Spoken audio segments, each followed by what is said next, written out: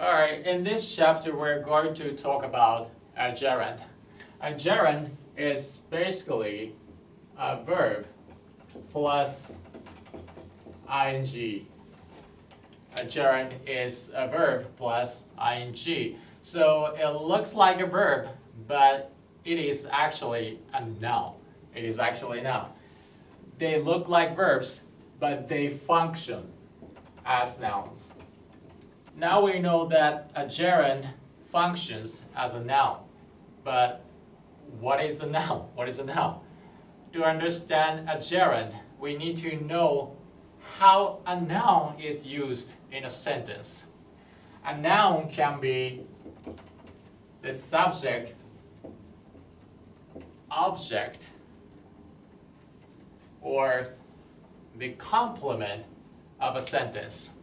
A noun can be the subject, object, or complement of the sentence. It can also be the object of a preposition. Do you know what prepositions are? Do you know what prepositions are? For example, you don't have to write these down. You don't have to write these down. For example, at, on, in, to, for, with,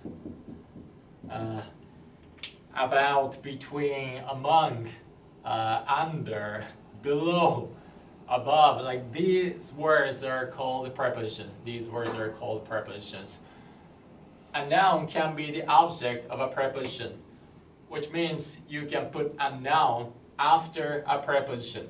You can put nouns after these words. Okay, before looking at some examples, let me just go through quickly the things we have covered so far. Okay, a gerund functions as a noun, not a verb. A gerund is a noun, not a verb, okay? So a gerund can be the subject, object, or the complement of a sentence. Or you can put a gerund after a preposition. Okay, here's the first example. Getting up early is good for your health. Getting up early is good for your health. What is the verb of the sentence? What is the verb of the sentence? Not this, not this. The verb of the sentence is. This is the verb, which means getting up early is the subject of the sentence, right? This ing form appears as the subject of a sentence. So you can tell this is a gerund because it is a noun. It is a noun. It has become the subject of the sentence. I enjoy meeting new people. I enjoy meeting new people. What is the verb of the sentence? The verb is enjoy. Enjoy. The subject of the sentence is I. Right? And you see an ing after the verb enjoy. Enjoy. This is the object of the sentence. This is the object of the sentence. When you see a noun after a verb, the noun is called an object. You see this ing form as the object of the sentence, which means this is a noun. This is a noun. Okay? So you can tell this is also a gerund. This is also a gerund. My favorite pastime is playing video games. My favorite pastime is playing video games. The verb of the sentence is. And the subject of the sentence is my favorite pastime. Okay? And you see an ing form after the verb. Okay?